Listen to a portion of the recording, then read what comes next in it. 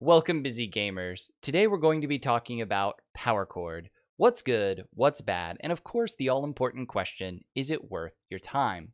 Now, if you've joined me for one of these videos in the past, feel free to go ahead and skip straight to the section you're most interested in, and if not, let's head right into the overview now. Power Chord was developed and published by Big Blue Bubble, and it self-describes itself as a Rock'n Roguelike, and it follows the roguelike deck builder formula established by games like Slay the Spire, Monster Train, and more recently, Along or Across the Obelisk. In Power Chord, you assemble a band of the world's mightiest musicians, picking members from four main subclasses: the drummer, the bassist, the guitarist, and the vocalist. Each of these have their own unique style and flavor, and they come with a small starting deck of around 3 to 4 cards. Now, early on in the game, the choices are pretty limited as far as your characters go, with only one character of each type unlocked. However, each class has at least 3 unlockable characters, and there are more in development. Once your band is formed, you'll set off on tour, fighting demons in a race to get a legendary guitar that could spell doom for everyone if the demons get their hands on it. Essentially, this is the story of Tenacious D and the Pick of Destiny, but it has less Jack Black. Through your journey, you'll be fighting through 4 primary maps, each of which will have a boss battle at the end. Within these maps, you'll chart your own path and meet challenges along the way. These challenges will be battles, random events, shops, equipment chests, and mini-bosses, as well as the well-earned healing area or 2, which can support you when you're struggling with your deck build. At the time of this review, I've played Power Chord for about 15 hours, and I've cleared the final boss several times. I've completed over 50% of the challenges, and I've unlocked at least one additional band member for each of the roles. So what's good about Power Chord? For me, the theme stands out as really unique and fun. Most of this style of game really lends towards the fantasy sword and shield genre. And while I'll admit that's my bread and butter, it's also great to see a game try something new. And this game absolutely does so, with blaring rock music, vocalists with megaphones, and vintage band posters scattered everywhere throughout the game. While they were limited, attacks and abilities would also trigger rocker-style animations, which were pretty cool, and each member bounced and bobbed to the beat of each level. So speaking of your band members, they were also pretty well designed and themed. Initially, it was based on the limited card pool. I thought they were going to play out pretty similar to each other, especially if they were filling the same role. And that's true to an extent. Each character did feel unique though, and they only had a limited overlap in core cards and synergies. And I'll give you an example here. The drummers typically had some form of defensive buffs or the ability to attract aggression, but each drummer also had a unique mechanic to it. And they're going to want to purchase and use very different cards.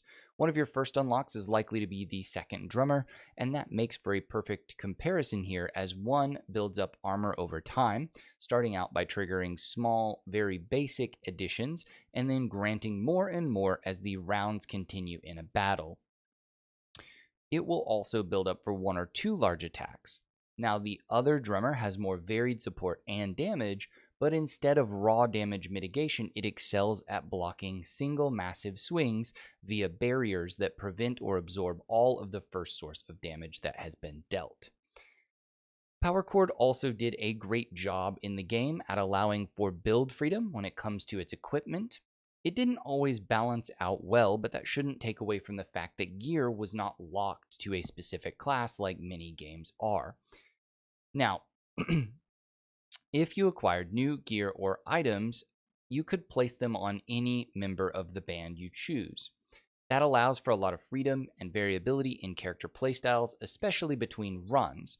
There were also overarching equipment slots that you could acquire from each boss that affected the band as a whole, and those could create different synergies as well.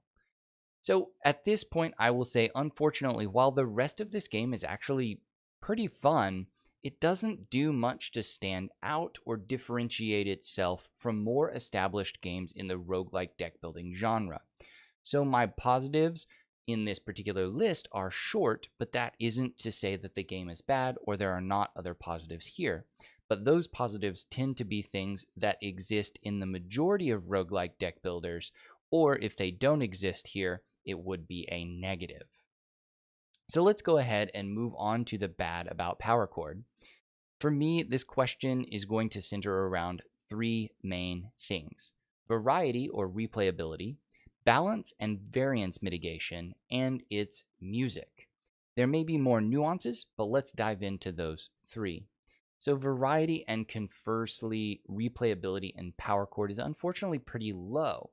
The maps are very bland, and each map is just a grid with different pathways and randomly spawned events or bosses. But the maps are just lines drawn on a dark field. There's no additional trappings or uniqueness or flavor to them, and they're not defined in any way, so it is basically just a random pathway each time.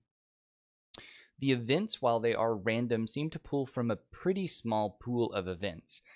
For example, I met the last night of the Thunderfist clan around 8 times during my limited pool of runs.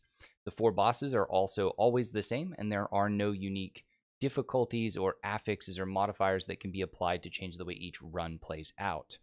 So primarily it relies purely on card or enemy variety to differentiate between runs. Now, this has been improved a little bit recently, and so this complaint may drop off in the long run, as they did just add some scaling difficulties that do a few of these modifiers. In my limited experience with them, it has been swingy and poorly implemented, but it is very new and it's hard to say so far. Let's talk about the balance and the variance a little bit. I've played a ton of different deck builders over the years, and I still play competitive card games at a high level. So I feel pretty confident in my ability to identify and assess synergies.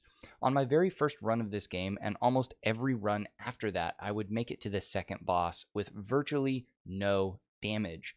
I rarely visit a healing node on the map unless I'm forced, and I often have little to no damage to heal when I do. However, both of the second and third bosses are massive spikes and jumps in damage, health, and armor compared to the field. It felt really off, but this is where you would just really test your deck and see if it worked or could carry you to the finish line, or ultimately it would just fall flat. That feels really anticlimactic for everything to be easy up until a certain point, and then it just hammer you home. I'd really like to see a better curve in that difficulty, and there are many, many other spikes that make it feel awkward. So let's talk about card acquisition. After every battle, you're presented with only 2 cards.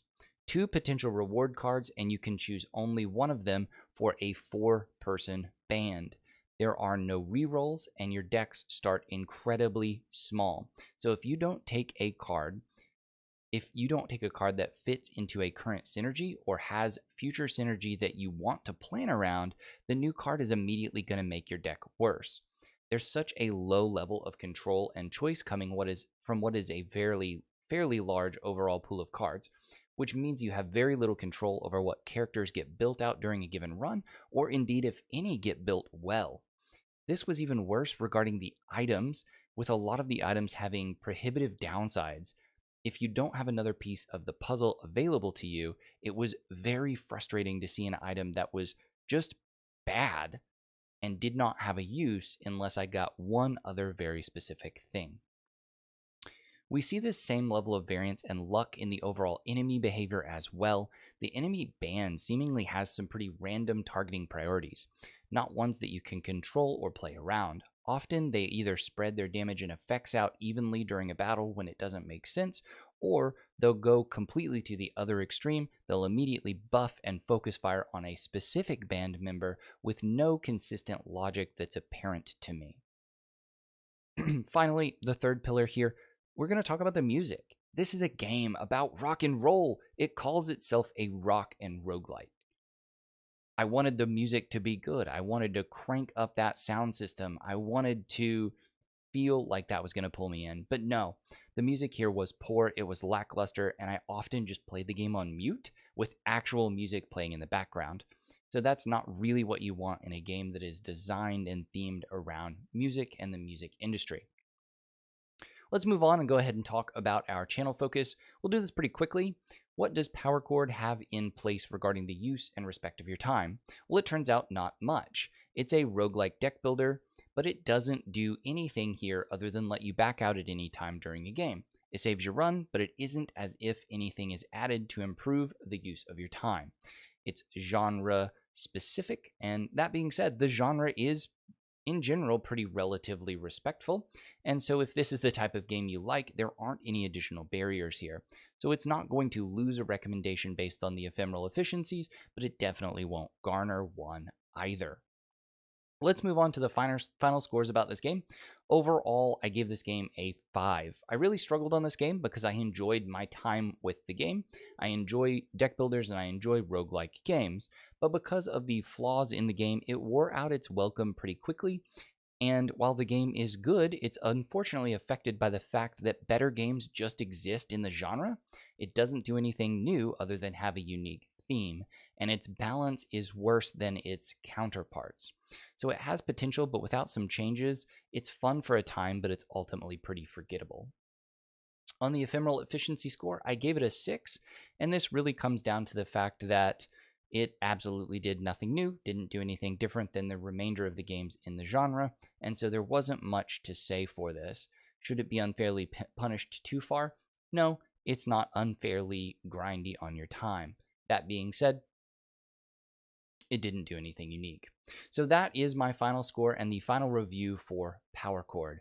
I hope you enjoyed this video, and if you enjoy this kind of content, please consider giving me a subscribe or drop me a like at the end of this video. You help me want to keep doing this every day, and until next time, have a great time gaming.